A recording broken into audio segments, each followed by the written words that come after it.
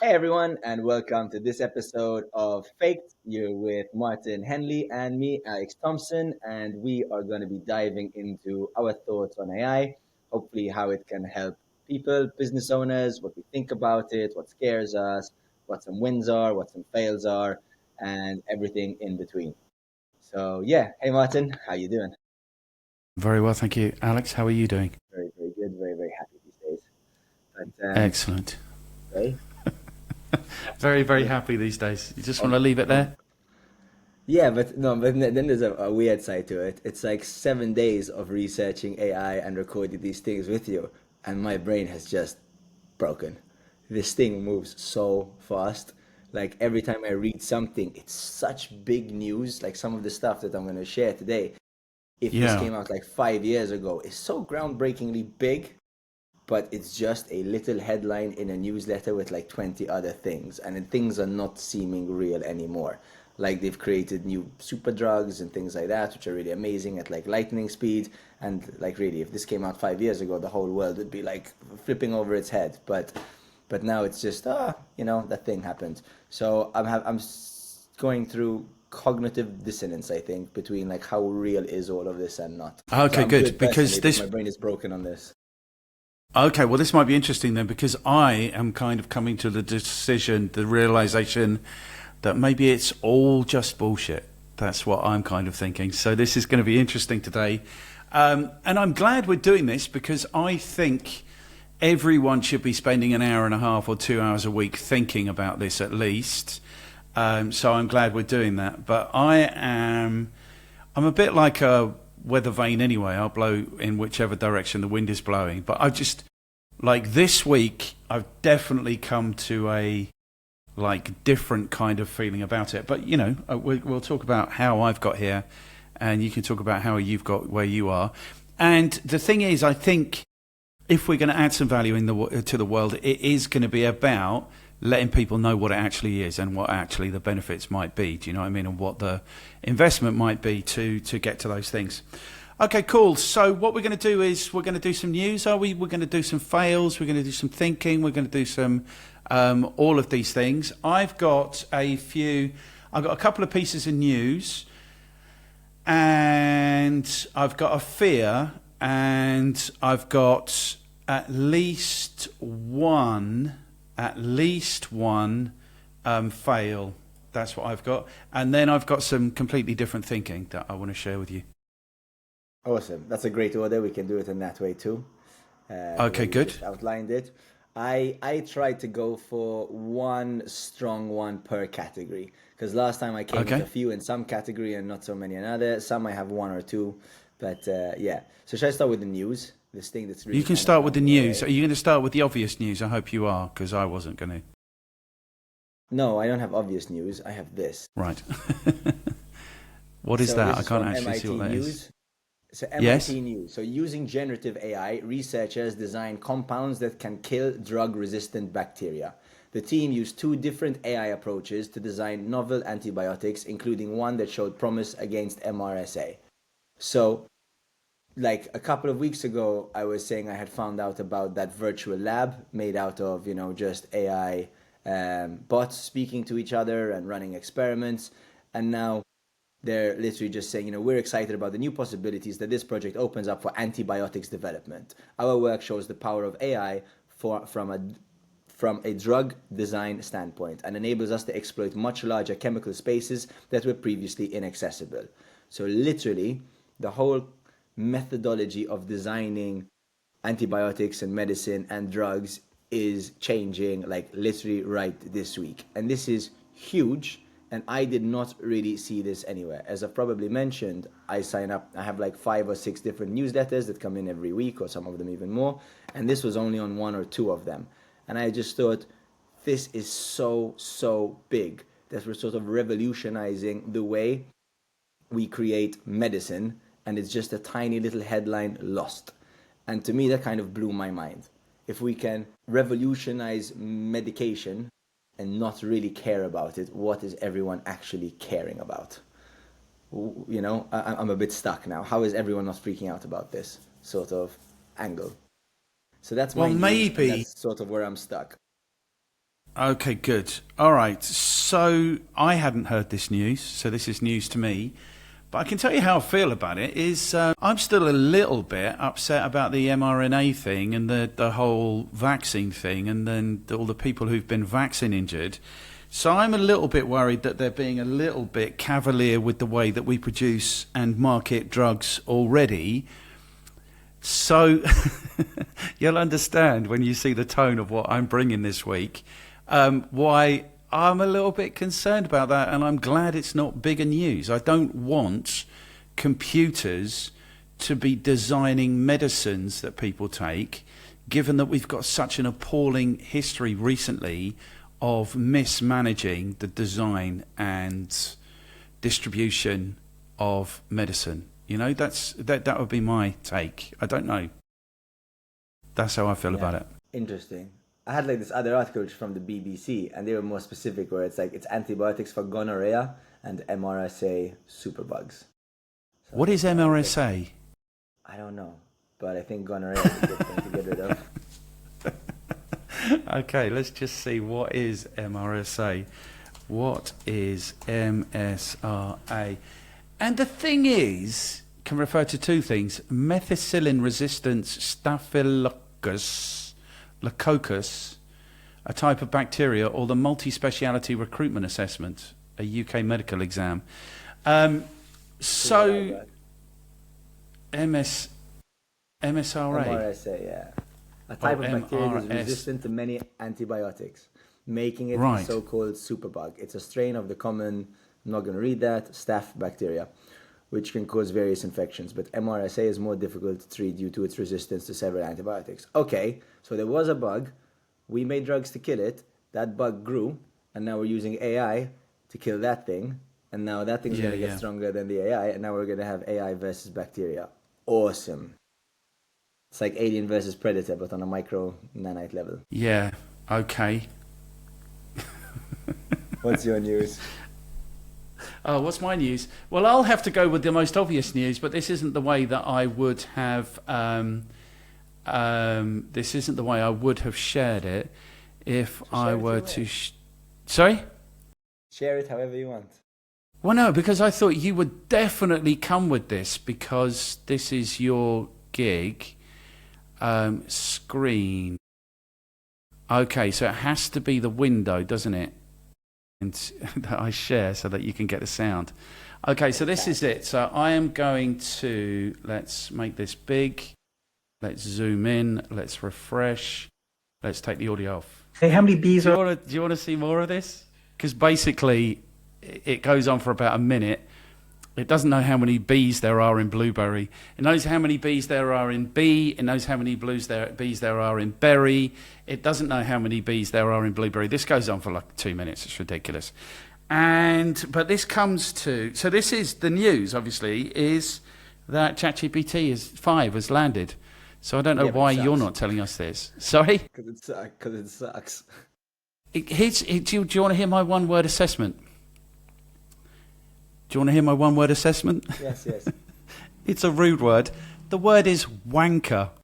It's become a wanker, like a complete... I can't think of another word to describe it.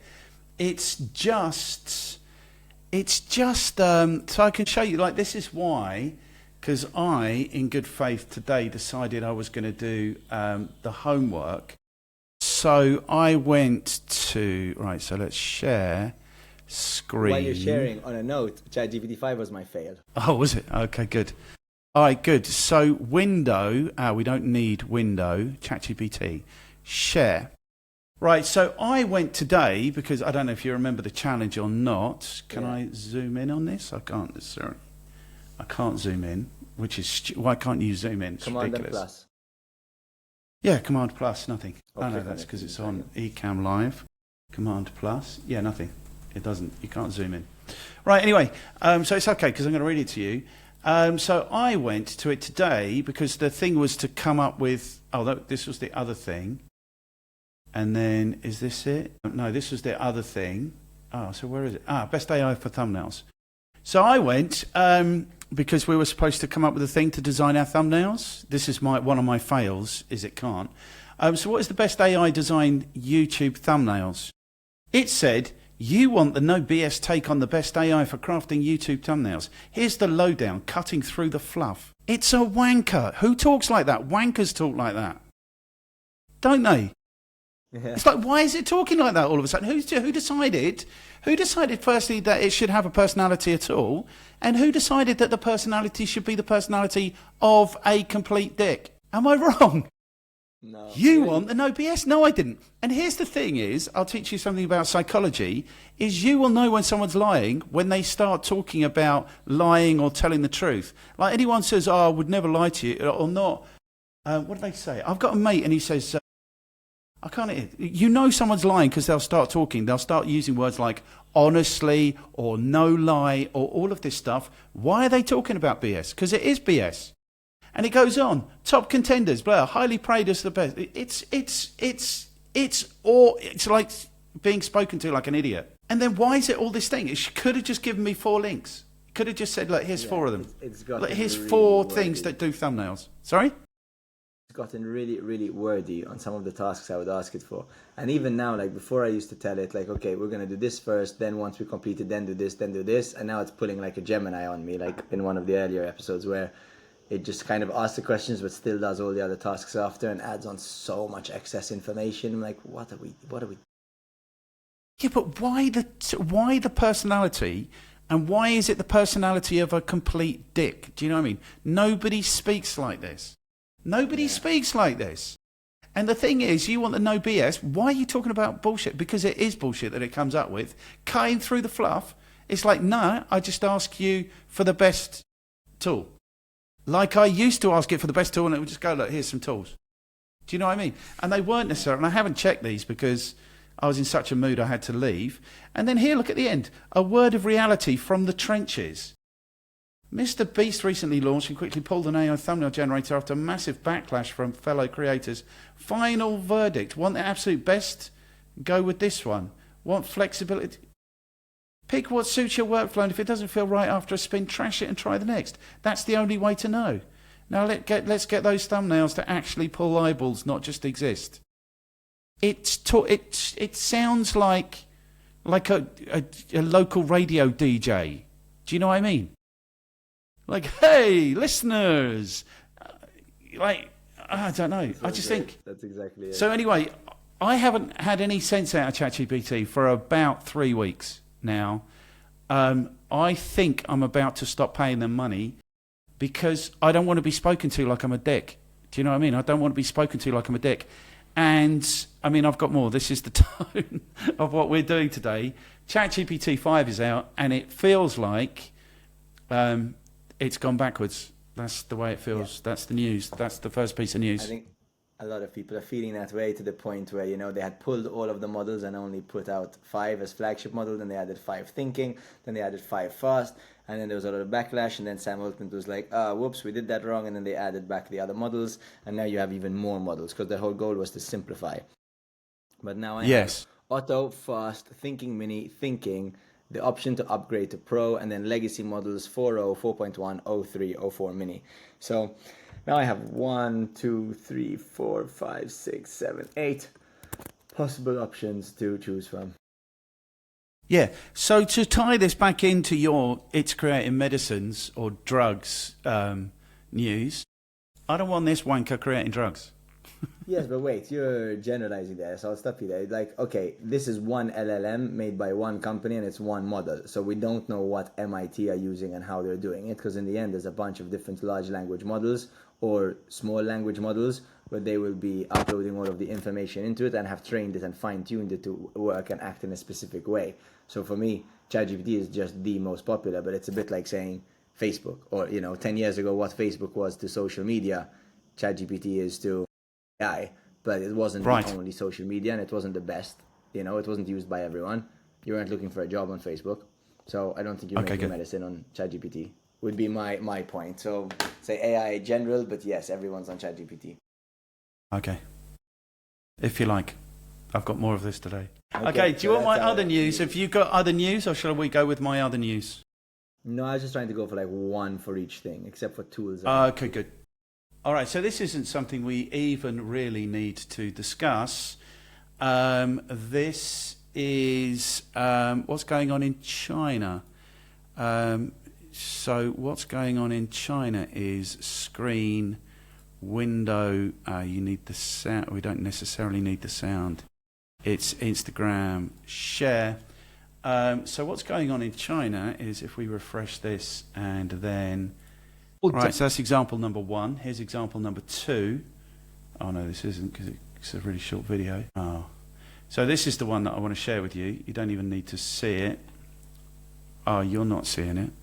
This is annoying. Screen. Share. Refresh. Good. So that's the news.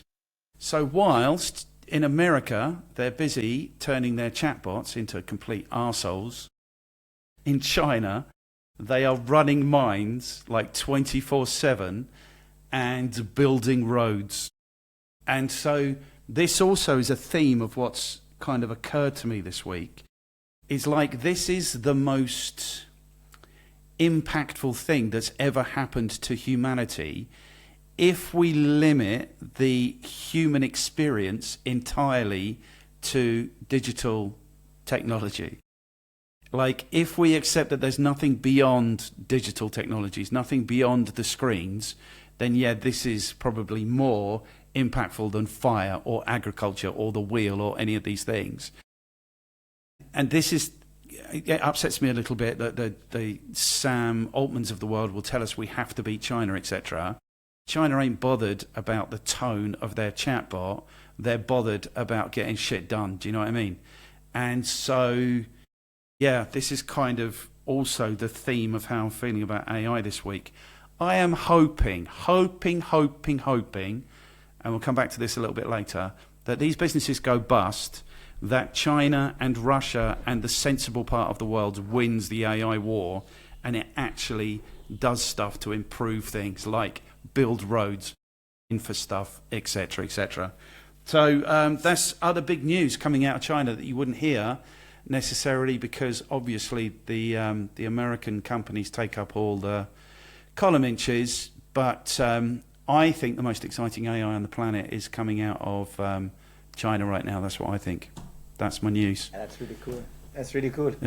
Wow, so on one side they're making medicine, and the other side they're, or it's, they, them, he, she, I don't know. They say they're making medicine, dude. I really worry about that. That. I know, but I'm just saying it's still happening. They also make roads and stuff. Oh, that's crazy. All right. Crazy. Next? Good. Next is find. Do you have a find? Yeah, I've got 2. Okay, good. So I don't have any, so we'll hear both of your finds. Okay, so let me just copy and paste this one. I now too have a million tabs open. I kind of had these things organized, but not anymore. Okay, so there's the first one, which is, you know what, Google Flights AI. I will edit this out of me deal. So the first one is that, why can I not find this? But I had it open, but now it's kind of not available for me in a way. But I think because it's only in America and India and somewhere else. Anyway, let me just show this news. Wait, I've made a real mess of this now. This is not what I wanted. Anyway, I'll just say the find. So, find. The first one is that Google has released, I think it's called Flight Deals, and essentially it's AI-powered cheap flight finding. So that will be blowing things like Skyscanner out of the water soon. Which I was playing with it. I seem to have access to it, but I think now it's been limited, or I don't know, maybe I was on a VPN when I was playing with it. You might have it from where you are, but it's still rolling out, and it's really kind of cool. So that was one of them. The other one, which I definitely have open, is, so because ChatGPT is so difficult, there is this. So you can go to, you can just type it in, and it's called ChatGPT 5 Prompt Optimizer, but it's made by OpenAI. And so it's in the development side. You need to log into Playground, but you can optimize it for ChatGPT 5, 4.1, or 03. And then it's creating the prompt. So let's say you wanted a prompt for compare my brand and logo, analyze, research, and compare my brand and logo to other competing podcasts. Tell me what I'm missing and how to improve it. Look, once you understand the task, ask for my assets so that I upload them. Tell me step by step what you will do. You are an expert in podcast branding. Let's just assume I'm not very good at prompt engineering and I put this kind of terrible prompt together. And you can now chuck it into a page on OpenAI as Playground and it will now read what you're trying to say and optimize the prompt for you. I tried it a few times. Sometimes I put in a really long one yesterday and it took really long to do. I haven't tried one as short as this because I didn't need to. But yeah, so that was kind of cool. It was a find. And then with these, when it optimizes the prompt and then you copy and paste that into ChatGPT 5 itself, you get way better answers. So here you go. Roll. So this is how it writes it. And what's really cool is it's educational in its thing. So here, roll an objective. If you click here now, you can, I don't know if you can see that, but it says reasoning behind the change. Added clear section headers such as role and objective instructions, workflow, output format, verbosity, and stop conditions to organize the prompt. This improves structure and aligns with it. So by doing this, you actually learn prompt engineering, which is how to prompt better. So you can see what changes it's made and how it would go about writing it. So now it's written it as you are an expert in podcast branding. Your goal is to analyze, research, and compare the user's podcast brand and logo to those of direct competitors, providing actionable insights for improvement. So I found this interesting. Every time I've used it, and I always write mine or me or our, it always changes it to the users. So it refers to me as the user when I am giving it instructions. Instructions: begin with a concise checklist, 3 to 7 bullet points outlining your approach to the analysis, blah, blah, blah, blah, blah, blah. Workflow: acknowledge and confirm the task, ask for necessary steps, blah, blah, blah. Output format. So, yeah, I thought this was kind of cool. You just have that copy, you can save it if you want to, and sort of build like a little library of your prompts and name that.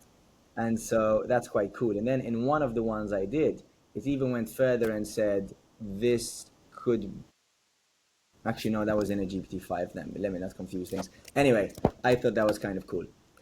So you now have an optimizer for ChatGPT, which maybe is an old find, but it's newish for me. Okay, cool. I think there's a lot of BS around all this prompt engineering. So that's why I think, because I don't do what you do. You're a this, give me this, like pretend something else. I just go give it me something and it typically gives it to me. So I think what we should do, this was part of the challenge also from last week. I've done this part. I failed my challenges. You failed all the challenges. Okay, so what we need to do is we need to have... And then I didn't give it more time. That's my Okay, but I think we could do it real time. We should do like a prompt challenge. We should like, the way you prompt, the way I prompt, we'll do it live and we'll see who comes up with the best response. Because I just think, like all of these things, and this is kind of the realization I've also had since the last time we spoke, is I've been on this rodeo before, like, and not once, like over and over and over again. So I did it with the internet, and then websites, and then email marketing, and then search engine optimization, and then social media. I've been on this merry-go-round a lot. And this always happens where this mythology builds up around this is the way you're supposed to do it. And I don't think it is necessarily the way you should do it. So I think that's an interesting find. I think it's an interesting find, but I think we should have a prompt challenge. Like we'll come up with what do we want to achieve? I'll prompt and you'll prompt, and we'll see who comes up with the best actual response. But maybe not this week. Maybe we're prepared to do that next week, shall we? Sure. I just ended up doing this one. What one? The challenge we had to do, which was checking out the assets. I thought I might as well do this now while we're live to see how the prompt thing worked, and then I put in the assets. Okay, cool. Well, I've also done that, so we can compare. We can compare. Super. Good. All right, so you had another find. I didn't find anything this week. I can fill in a little bit because I'm really interested, because I saw an ad for Envato, and Envato are offering something around image generation, etc., etc.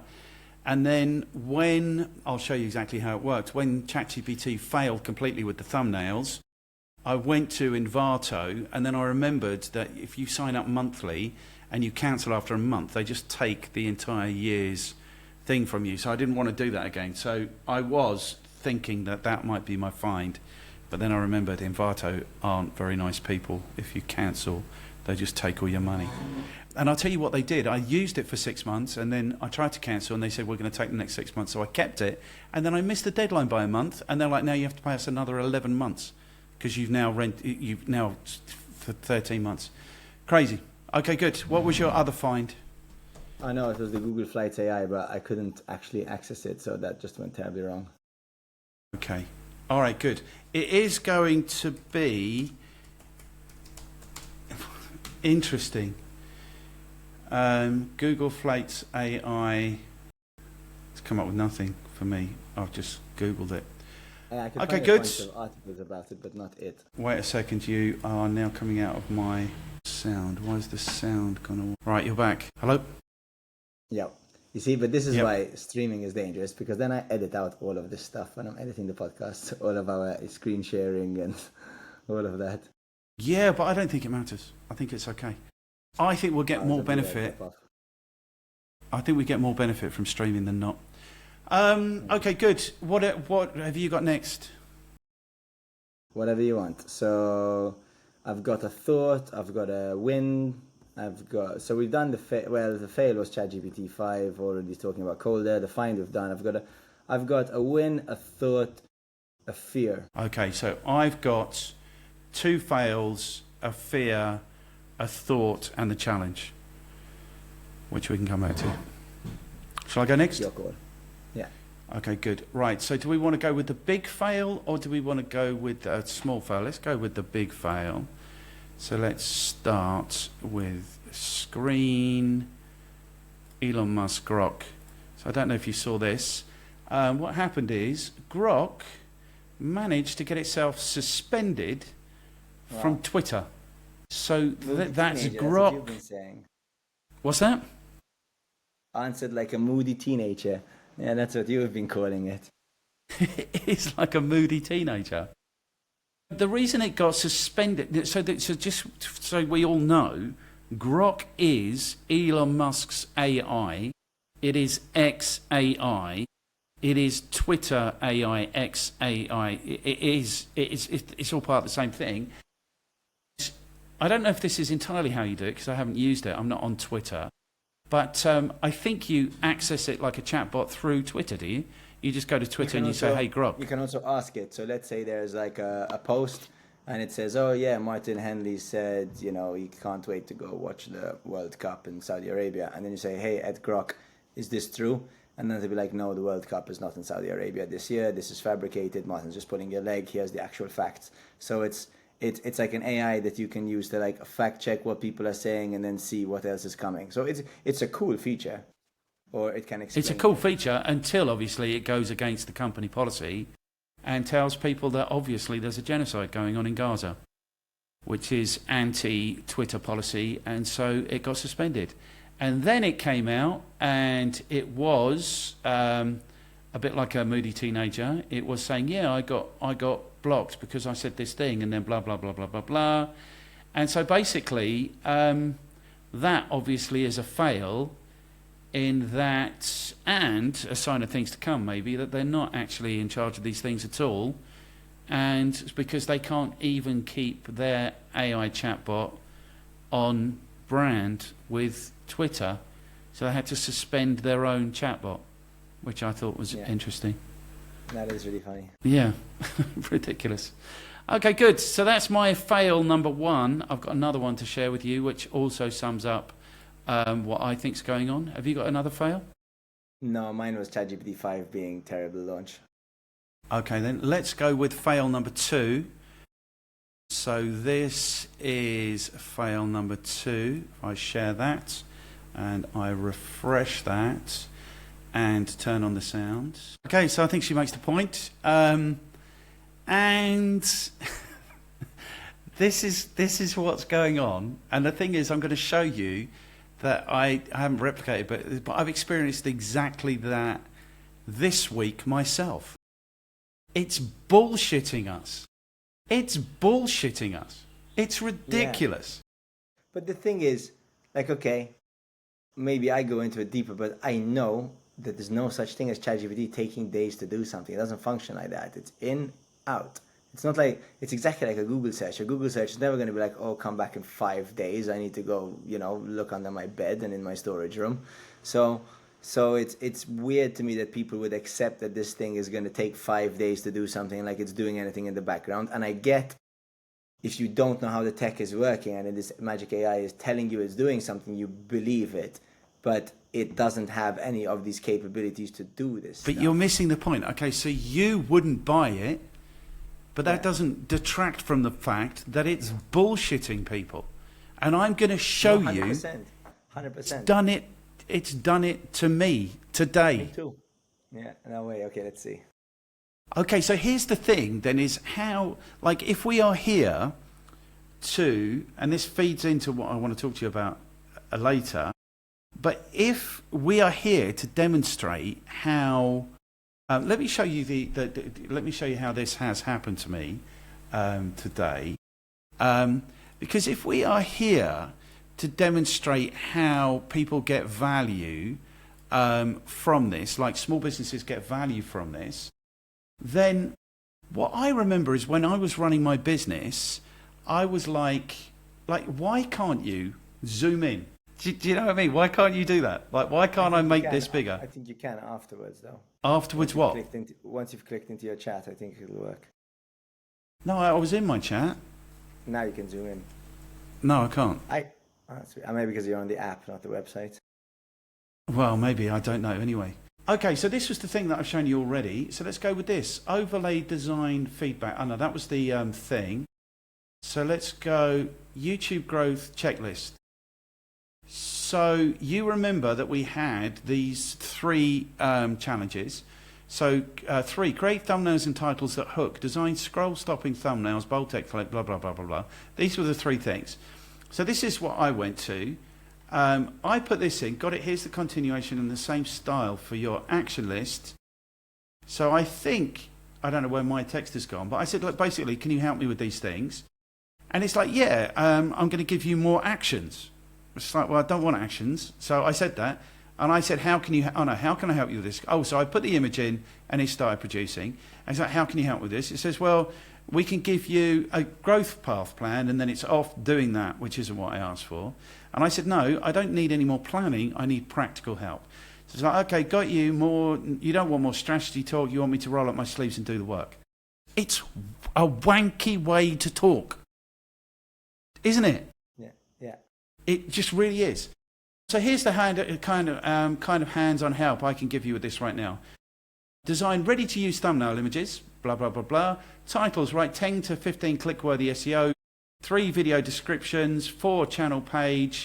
Draft your about section, write a 36-inch channel trailer script.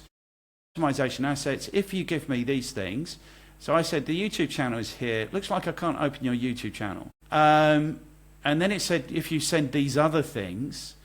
And then I said, can you give me a description for this channel? It did. I've put it on the channel, so that's good. And then here I'm like, can you create a really cool thumbnail for this video? Are you ready? That's so funny. It's so shit is the word, Alex. Yeah. It's so shit. So I said, whatever, and then it gives me all this other information. I don't know what this is about. Steps to create it. Well, you said you could create it. It asked for the logo. I gave it the old logo. This is our logo, including in our brand colours. This is attempt number 2. Yeah. It's bad, isn't it? It gets worse. And then I said, aren't thumbnails supposed to perform better if they have faces in them? And it's like, oh yeah, generally they do perform better, but here's why. So it knows all this stuff. And then it tells me close-up shots. And it says, do you want me to design that face-based version now? I'm saying, yeah, do that. It says, I can definitely do that. I need photos. So I gave it a photo of each of us. Are you ready?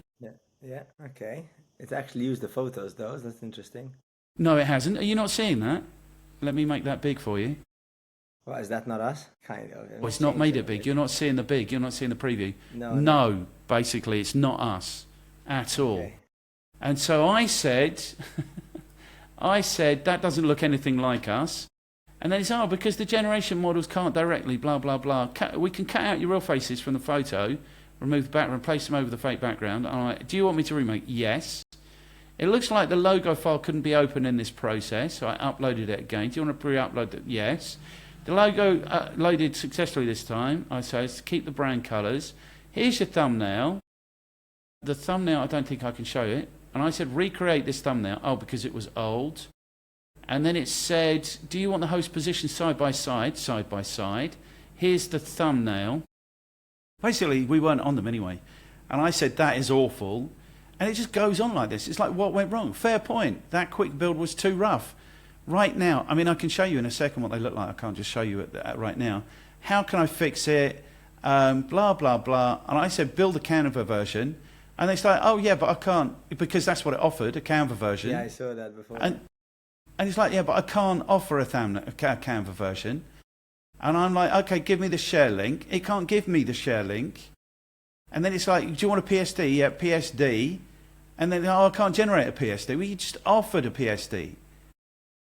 So what this, and then it's like PDF. Here's your Canva ready PDF. And I said, these are supposed to be scroll stopping thumbnails. They look like they've been produced by a child. And it's like, you're absolutely right to call that out. What I gave you was a functional placeholder template, not a scroll stopping. Well, it said at the beginning a scroll stop. Do you know what I mean? So basically, I've spent a couple of hours on this, and I've got absolutely nowhere. And it's awful. And here's my point. Here's my point, is if we are here to let business owners know how useful this is, look, here again, shouldn't have faces in it. So and it's just like... I might use the terminology wrong, but it's like gaslighting, right? It's just... It's gaslighting. It's bullshitting is what it is. Yeah. It's like, hey, I can't do that, but I can do this thing. And you're like, okay, do that thing. It's like, oh no, but I can't do that either. Yeah. But and so here's the thing. Here is the thing. So then I'm here like, so why aren't you putting faces in it? Again, and it just goes on. I'm like, just create the thumbnail. Still no faces, and the text runs off the page. I mean, these things, I'll show you, they're right here. They are awful. Awful. And here's the thing I remember from when I was running my business, is what happens is, the stupidest thing goes wrong. Like you have to sign something and send it to somebody, but then the printer's not working. So then you have to get the printer fixed, and like your whole day goes down the toilet because you've got like a thing that absolutely has to be done and you can't get it done. What business owners don't want is to be dicked about. Do you know what? Can you do this thing or not? No. Good. I'll find another way of getting it done. Yeah. And that's what this is doing, is it's dicking you around. And it reminds me of literally one day when we had an intern in my business, and I had a presentation to deliver that night, and I gave it to him, and I said to him, I'm going to be out for a couple of hours, go all the way through this and reformat and check that the animations are working. That was the whole job. And when I came back, he'd spent that 2 hours, the only 2 hours we had, redesigning, rebranding my deck. Do you know what I mean? It's like the intern that thinks they know everything, has never done anything, and doesn't want to do the thing that you ask it to do. It's like that. It's dicking people around.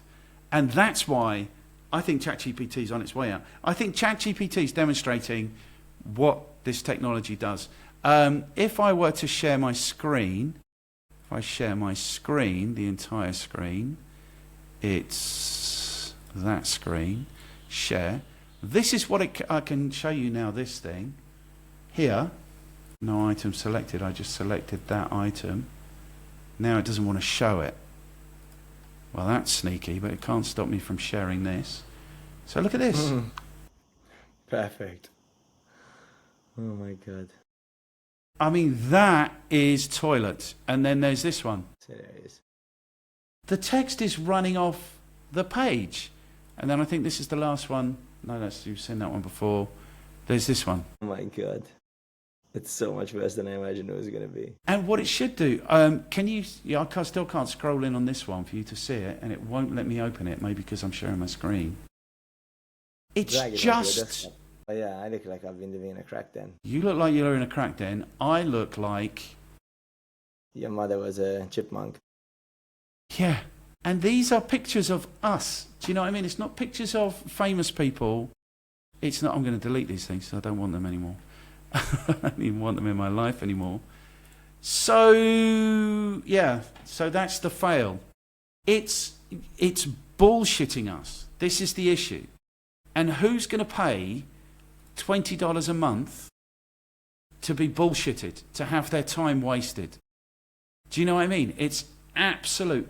And for me, this is before ChatGPT 5 came along. ChatGPT's been like this for me for a couple of weeks.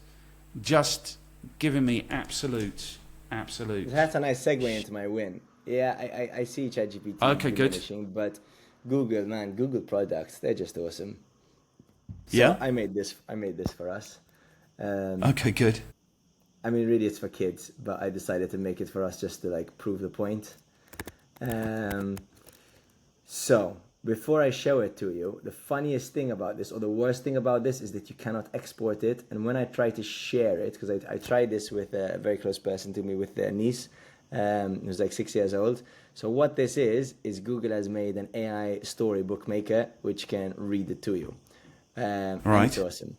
So here is create a storybook about Martin and Alex. Make them animals. Martin should have red hair. Alex should be bald. They are two animals that realize the humans are coming to take over the planet, so they start a podcast about how they see humans taking over the planet and the changes it means for them. Write it for adults. I've written a story for adults about Martin and Alex, two animals, to start a podcast to discuss the human takeover of the planet and its implications for them. So this was like when you were saying, what if we were a chicken? You know? Yes. From the George Instant guy, whatever his name is. So you can press play and listen. I don't know if it's reading it out loud or not, but anyway, then it just made this whole book for us, and that's apparently you and me, and it goes through, and it makes them 10 pages. But lately, new sound. And it's got a voiceover, and this is great, for kids, and it's written really nicely, and it's, I'm not going to read the whole story, but, it does like the imagery and keeps the characters, and it's just like, gives you the whole story. So this is like a metaphor for, you and I doing the podcast on the AI, but if we were animals and when the humans were coming. So I thought that was super cute and really cool that it did this well, it had nice imagery. I did one about a princess who was learning to sing, and I made a couple of them, and they always come out like pretty good. It's just the exporting feature isn't quite there. So for anyone with kids, you can just go to, it's basically Gemini, but you just type in Google Storybook Maker with Gemini, and you just put in a prompt, and boom, there you have it. And so the Wild Whisper continued, a steady stream of observations, warnings, and quiet hope. For Martin and Alex, it wasn't about stopping the inevitable, but about understanding it and helping their fellow creatures find their own ways to whisper back. It's just cute. So I thought that was a win. No, I really like that, and I really like the way your mind works, that you came up with that story, and then I think that it really is a really good description of kind of what I think we're going to end up doing here, which it seems to me is quite different from what we thought we were going to be doing here like 2 months ago when we started. Yeah, that's a win. That's 100% this is exactly a win. where I think we're ending up. They didn't offer solutions, not exactly. They offered insight, a voice for the voiceless. Oops. They talked about adaptation, about finding new ways to live alongside the encroaching human world. It was a testament to resilience, a quiet act of defiance. Like, actually, Good. when I read through the book, I was like, oh my God, that's actually more what's happening. We thought we were going to be helping business owners figure out how to use it, and in the end, we're just both like, what the fuck is going on in this world? Hey, here's a storybook. Yes. So I love that. Mining That's is cool. out, medicine maybe, building roads is out, and our storybooks are out. Yeah, So I like that. I like was that it. a lot. So that's on gemini.google.com/gem/storybook. Cool. Good. That's a win. I've got a fear Yeah. before I get to my think. Do you want to hear? Do you want to see my fear? Yeah, one second. I just want to try something. Google Storybook Maker. Can I put the link? This. Save and show. Boom! Maybe people can click on that now, and they might be able to go to it. What, on the screen?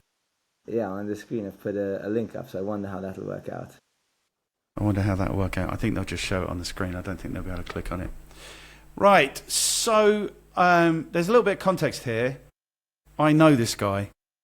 He's a Okay. dick. That's the context. So I met this guy in about 2016, about 2017, something like that. That's the context. So, but now I'm giving you the story. So I was in a co-working space here in Bali, and he rolls up, and he's calling himself the Chief Ethic Officer of Google. So what he wants to do is spread the word about how evil Google is. And I thought this is cool because you remember the way I used to think about Google. It's just like they are ripping people off. They're stealing and anything. So I wanted to have an actual conversation with this guy about this thing. Turns out he didn't really know very much about Google because what he was a coder for Gmail. And what he wanted to talk about was how they were investing so much time in trying to make Gmail so addictive. And he appeared also in the, what was it called? The social thing, the scary movie they brought out about how scary social media was. He appeared in that. And basically, this is his shtick now. He's talking about how scary technology is. So he was on the, whoever this guy is, show on television. And this is what he had to say. So let me refresh that page and start the sound, and then I'll let you know what I think about it. Right, so I'm going to stop that now. Have you seen that? I read about the study that he is talking about where there's a lot more nuance in the experiment, and they force them to they on purpose put the AIs back against the wall to see what it would do. Like it was a very closed off things where they created fake emails and fake this and fake that and stuck the AI in it and told it you have to accomplish this and you're there. So I don't think there was many other routes out. So here's what I think. It didn't do it, but it's almost like I gave a kid only blue playable pieces to play with and you're surprised it made a blue playable house. That was just how my understanding of the reading. I'm like, cool, it figured out how to build a house. But again, I'm overly optimistic. Okay, so here's what I think I think this is absolute bullshit. I wanted to do the work and go and find out if there was any evidence.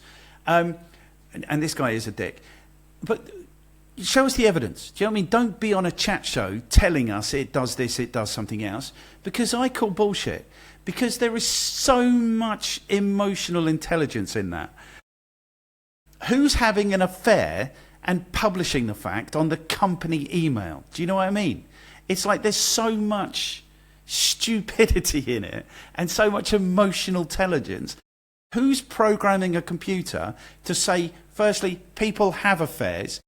Thirdly, there might be evidence that they're having an affair on a company email. Thirdly, that they're going to be petrified if people find out about this. And fourthly, you're going to be able to... I mean, there's just so much emotional intelligence in it.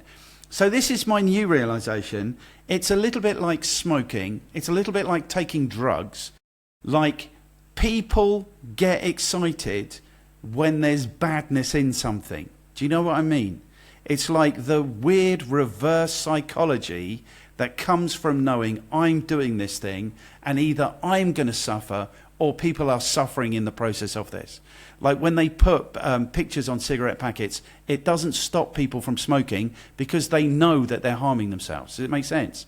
So I think that all of this doomsday stuff that we're hearing is BS. It's my new realization, because it's a marketing ploy. This is so dangerous and sexy. You have to be up to date with this stuff. And this, like how does a computer, who programmed a computer to know what blackmail is, to know what an affair is?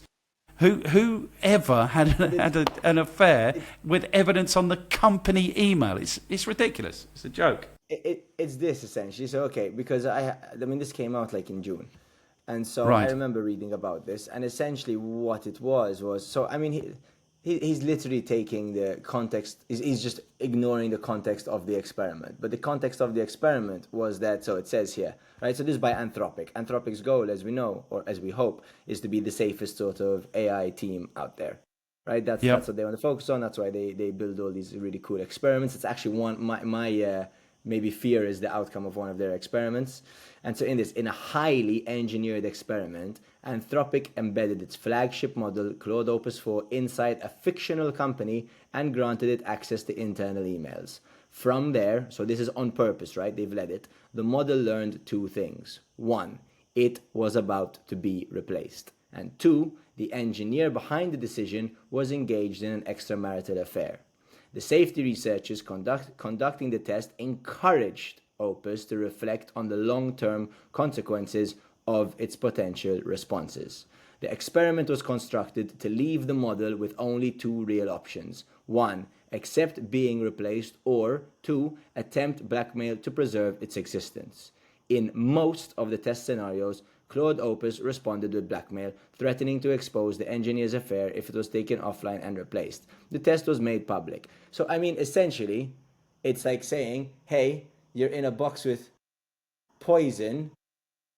You either kill a mouse or eat the poison, for whatever reason I'm coming up with now, and it most times chose to kill the mouse instead of eating the poison. And it's like, yeah, boo-hoo, I killed the mouse to get out of the door so I didn't have to eat the poison.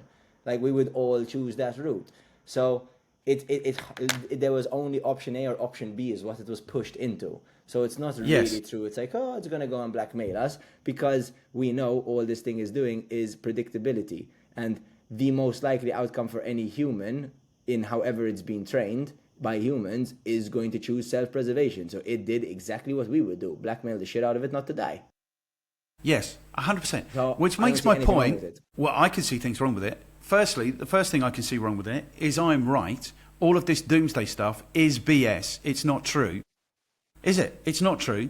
Like, if it's option A or B, it chose option B. He's saying it's 80 to 90% of the time. He's saying it's all the models. He's lying on national TV.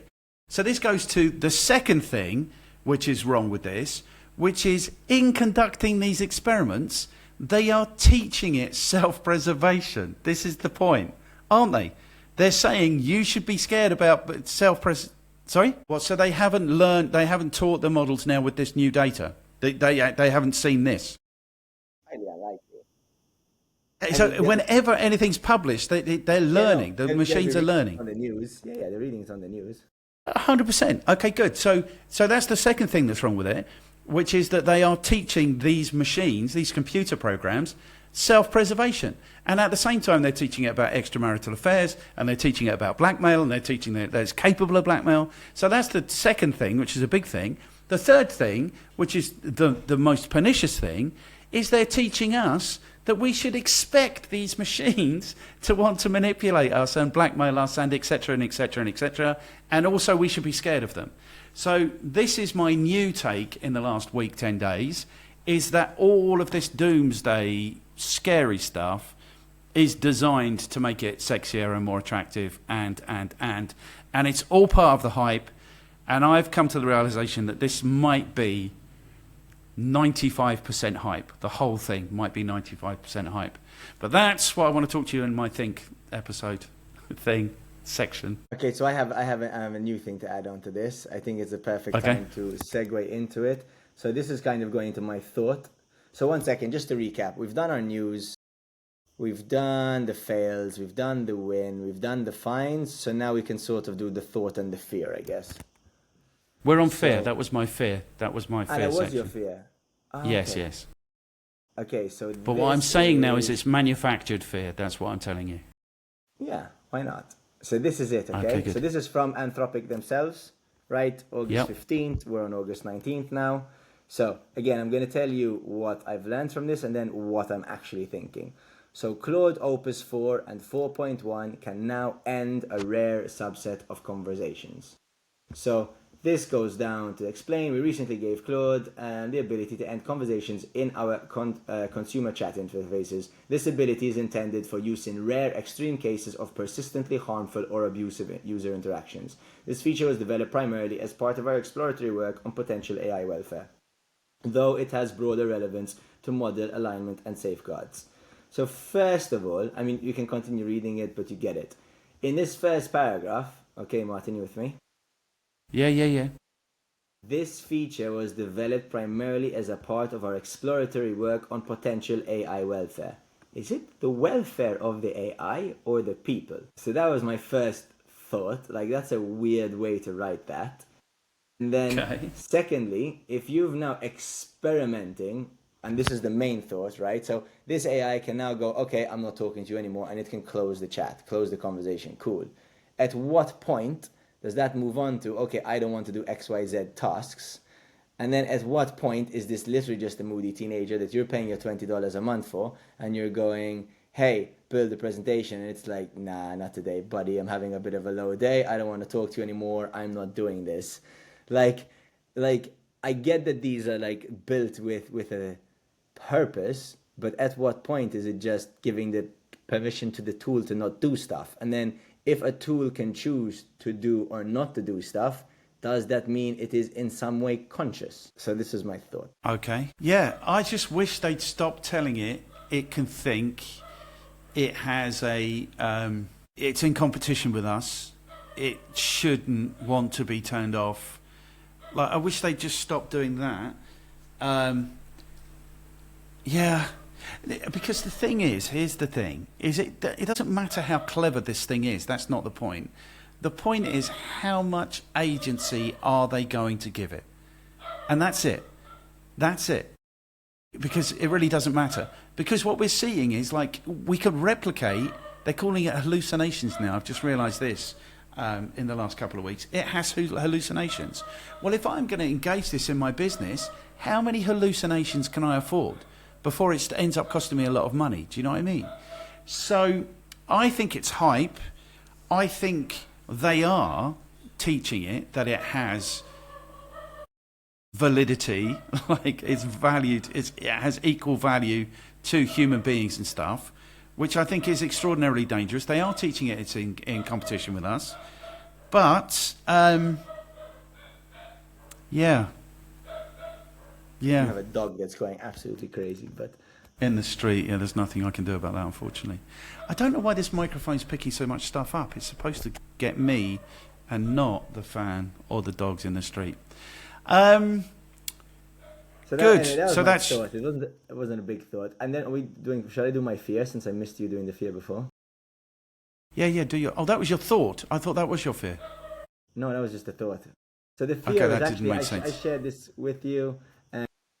Okay, so AI 2027, this did come out in April, but for anyone who's watching this, check out this link. I will figure out how to share this with you, but it is really cool where over here, it's sort of, so as I scroll, you can see what happens in January 2026, the agents, what the capabilities of AI are, how many agents there are and how they're evolving and how much faster than us they think. And if I scroll all the way through, you can see all of this change. But it's just kind of amazing, you know. It's like they just have these predictions of what is going to happen. So February 2027, China steals Agent 2. OpenBrain, so OpenBrain's just a made-up name, but assumably it's OpenAI, presents Agent 2 to the government, including the National Security Council. Anyway, I found this article, which I read through. At some point, it lets you take a decision tree of, do you want to go down, you know, your ending of, do we slow down? Does the world agree to slow down, or does the world race?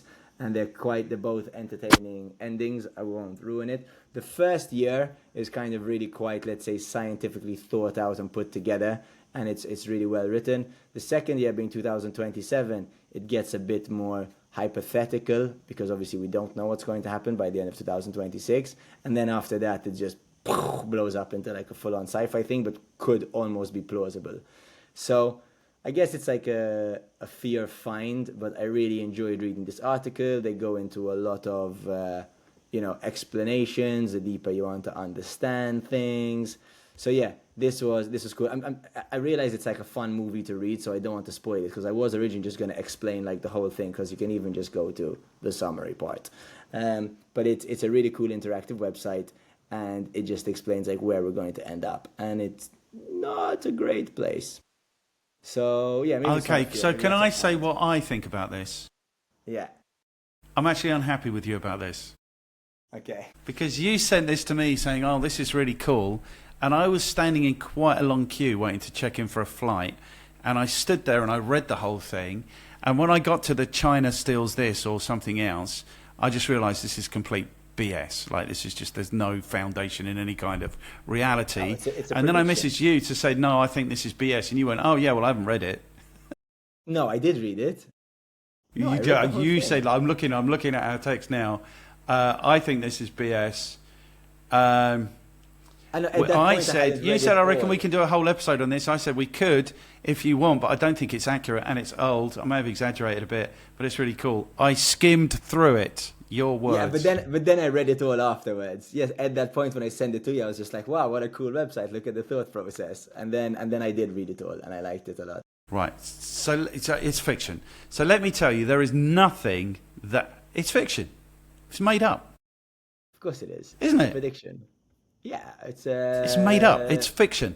There is nothing like the Chinese are building roads and automating mines. Yeah. There is think nothing they're that the gonna Americans steal it. have that the Chinese are interested in stealing. And actually, what I know from that book is that they plug in and they take its learning. That's apparently what happened with DeepSeek. Is it plugged into ChatGPT and sucked out its learning in like 24 hours? But the learning is so bad, like they're scraping the barrel so badly for data that they can teach these machines on, that it's junk. This is why they've had to outsource it to hundreds of thousands of people around the world to clean up all the junk that they scraped, because they couldn't just go with a learning model. They had to go with a large language learning model, and it's just full of rubbish. Anyway, so that's when I knew it was rubbish. Anyway, this goes into my thinking, which is interesting because I am now reading. Last night when I couldn't sleep because of the jet lag, I saw a whole hour and 15 minutes with a unicorn's guide to something hype, avoiding, and No. It's called Unicorns, Hype and Bubbles. And then what it's called is, the subtitle is A Guide to Spotting, Avoiding and Exploiting Investment Bubbles in Tech. Basically, this guy, Jeffrey Funk, as if, like, that's the coolest name ever, isn't it? Jeffrey Funk. Can you imagine if your name was Jeff Funk? Hey, is Jeff Funk coming to the party? If he is coming, I'll come for sure. yeah. Anyway, for sure. and he is a dude. He is a dude. But basically, he was a professor in tech. And then he says around like 2004, 2005, he realizes that there's not much going on in the way of innovation, which is what I was saying up until 2022, till like all of this AI stuff burst on the scene. There hadn't been an innovation in digital technology since TikTok, and before that, it was probably Twitter. Like, there hadn't been any innovation. And anyway, what he's saying now is that this is actually like just an enormous bubble, and it's going to burst in a second because there's no money in it. There's no money in it. Like, there's tens of billions have been invested, and the generation, I think, is something like 40 billion a year. Or maybe it's less. That sounds like a lot. Like, ChatGPT only has 20 million paying subscribers, and they're paying $20 each. Like, it doesn't come anywhere near repaying the hundreds of billions that they've invested in this stuff. And it's interesting because I've gone the other way from like the scary stuff that I was talking about last week. It's like I was saying earlier, I've been on this roundabout before with the internet, websites, search engine optimization, email marketing, social media. It doesn't get better. Like, it doesn't get better. It gets worse. And I saw a thing where they're talking about Siri on the iPhone, which has been available for 20 years, and it's still junk. Do you know what I mean? It's not getting better. And so this iteration of ChatGPT 5, where it's just clearly gone backwards. Digital marketing never, like pay-per-click advertising, never got better than 2005 when you could get as many clicks as you wanted for a penny each. You know, it got worse from there. Social media never got better than when you could land a message on someone in 2008 on Facebook, say, happy birthday, how would you like to buy a shirt? It never got better. These things always get worse. So now my new hope for humanity is that this bubble pops. And what he does is he compares it to the dot-com bubble of the millennium. And this is where he said, like, the money in the dot-com, in the internet, was something like 1.5 trillion. All of the money generated from AI is 40 billion. And they've spent hundreds of billions investing in this stuff. And it's not going to go the way of Facebook. Well, maybe it is going to go the way of Facebook. Like, Facebook was stupidly cheap in the first place. And now we know why. It's because we are the product. And what he's saying is, like, there's no consumer value in this. Like, I'm paying $20 a month. You might be paying $20 a month. There's a $200 a month option available. Am I going to pay $200? Stuff that. I'm never going to pay it. So what's going to happen is, eventually, exactly like they did with Facebook and all these other things, the shareholders, the investors are eventually going to say, okay, it's time to see some money. They're going to put the price up, and everyone's going to go, nah, it ain't worth it. So this is my new thinking. Firstly, this is 100% hype, 95% hype, like it's definitely going on. And then secondly, it's going to pop. There's no money in it. And the reason that, and he talks a lot about the way kind of digital tech has worked for the last 25 years. They live in hype bubbles, these businesses. Like, it's never about how can I generate and extract value from the world. It's always about how can I get investors to give me billions of dollars today. Do you know what I mean? So there are hundreds of... The fear adds to it, right? Because there's no better way to market than to scare people. Yeah. 100%. So this is why they're all out there saying, be scared, be scared, be scared, is because that's the best hype there is. Then everybody needs to know about this thing. You don't want to be the person who doesn't know about AI and ends up getting smashed by it. So everyone needs to know about it. Everyone gets to hear all the scary stories, all the things, like make sure you don't get blackmailed, or make sure... Yeah, so this is my whole thing. It's 95% hype. Now, this doesn't detract from the fact that these idiots are going to give it the nuclear codes. So it is about the agency that they give it, but they're giving the nuclear codes to a thing that will go, oh yeah, I can create a thumbnail, and then an hour and a half later say, oh no, I actually can't. So this is where it is. This is why it's scary.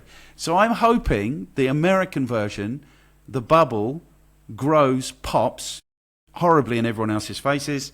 And then I hope the Chinese version, which is actually delivering value in the world rather than on our computer screens, goes on to deliver that value for mankind.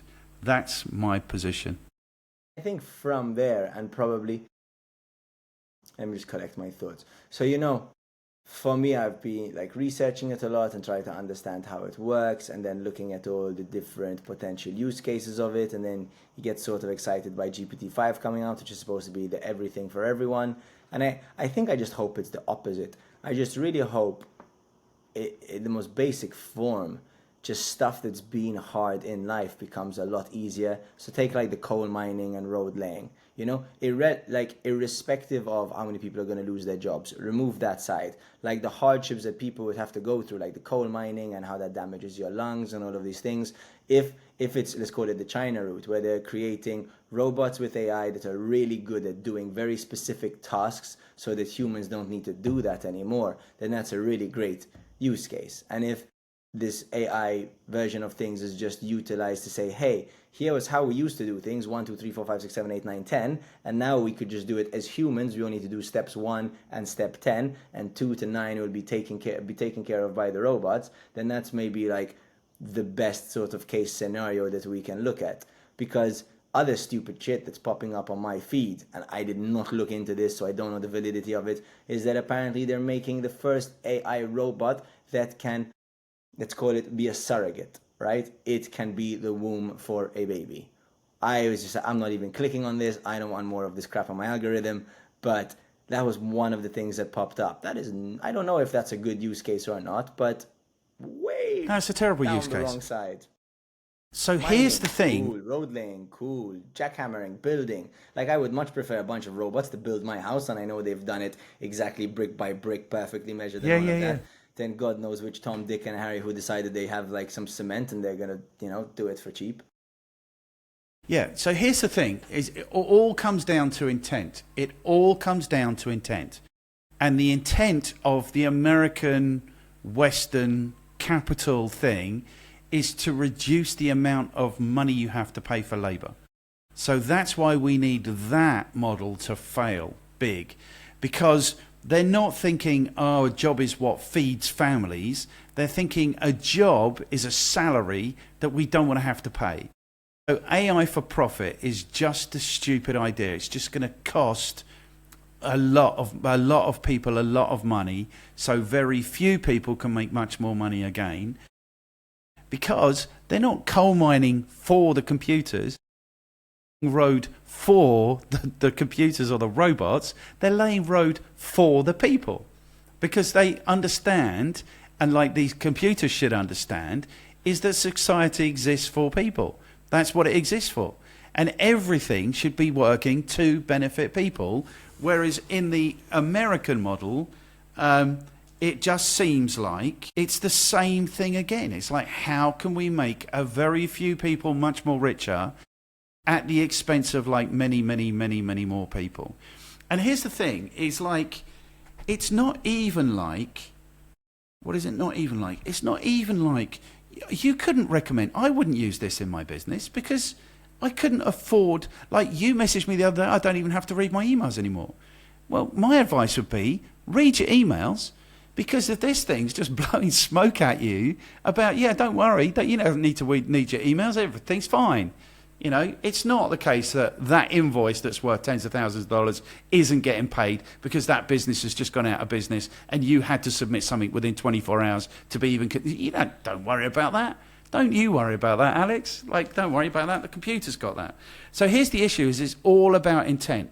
If it's going to be put to use creating health for people, that's great. If it's going to be about improving transportation systems, improving energy generation, improving the well-being of people, then that's all great. In the ChatGPT model, and in the I'm just going to call it the capitalist model, like, this can't happen for profit because the cost in human lives suffering is too great. You know, these people shouldn't be allowed to be making all of these millions of people unemployed. And I think I'm going to do that for next week. I'm going to have a look at the actual number of people who've been unemployed, because the conversation we had the week before that was about how do they justify continuing to invest in these things. The way they justify it is they say it's going to answer all of these questions about how do we feed people, about global warming, about all of these things. But the situation is, it's causing the unemployment right now, and it hasn't answered the question, how are we going to feed these people? Anyway, so that's what I think. I think it's now 95% BS, especially what's coming at us out of companies like ChatGPT. And I think I'm going to cancel my $20 a month. I'm not going to give them money anymore. It's stupid. I don't know why, but this whole conversation, I have this screenshot which I just want to share. I'm not sure why. It's nearly totally irrelevant, but as you were talking, it just kept coming up, so I just want to share it. So can you see that? I can, but I can't read it. Okay, Future AI is a bot. If I make it bigger, is that better? No, because I've got you on my tiny screen in front of me. If I take you off there and move it over here. Okay. I'm going to read it to you. If a future AI had a pet, what would it be and why? So then the AI answers, fun thought experiment. If a future AI had a pet, it probably wouldn't choose a cat or a dog in the way humans do. Instead, it might pick something that reflects its own nature. So I'm only interested in the last one, but I'll read through. A few possibilities. A swarm of nanodrones, like a flock of birds or a school of fish, but digital. AI might find beauty in coordination and emergent behavior, since that mirrors how its own neural networks operate. Cute. Number 2. A quantum particle garden, a contained system of shifting quantum states that are unpredictable yet fascinating. The AI could observe it endlessly the way humans watch aquariums. Also cute. Number 3, a robot slime model. Something alive but alien, part biological, part synthetic. Slime molds solve mazes and network problems in ways that resemble computation. So an AI might admire and care for one as kin. Okay, so we understand those three, all about having something that reflects itself and it understands and it can feel close with. The fourth, a human, controversially, not as a pet in the literal sense, but in a flipped relationship. An AI might see companionship in guiding or protecting a single person the way humans do with animals. So I was like, okay, kind of creepy to call it a pet, but if it did turn out like that, where we all had our own, so there's LLM, which is the large language model, and that's all online, and let's say you had your SLM, which is the small language model, or your little AI, which is only yours, there was only like Alex's AI, and its whole job in life was to protect me, irrelevant of everything else, that could be a really cool, nice use case. But it is not going to go down that route, I don't think. So anyway, that was, I don't know, when you were explaining it, that just came to my head and I wanted to share it. Where did that come from? So there's a newsletter that I sign up to, and then people can, like, every week, reply with like a question to their like future AI bot, and the future AI bot, they put it, and sometimes they're silly, and I found this one. And Okay, so here's my new position: is it's a tool, it needs to deliver value, and when it doesn't, we all just need to stop giving them money. We need to put them out of business. So, and this is what's going on for me with ChatGPT. I don't want to be spoken to the way it's speaking to me. Oh yeah, you're right to call me out. Here's the technical reason that you probably couldn't understand as to why it couldn't happen. And you could do it like this if blah, blah, blah, blah, blah, blah, blah. No, that isn't going to fly. It's a computer program, it's a tool, and it needs to deliver value. And when it doesn't, we just need to stop giving them money, because it's ridiculous. DeepSeek or Gemini and see how you like it. I think those two would suit you. Okay, well, maybe DeepSeek. I am 100% China, Team China. I'll be on Team China, because I think what they're actually doing something useful with it, instead of turning it into like a narky little wanker. That's what it is. It's like, this is the way. You imagine you're employing someone and they spoke to you like this.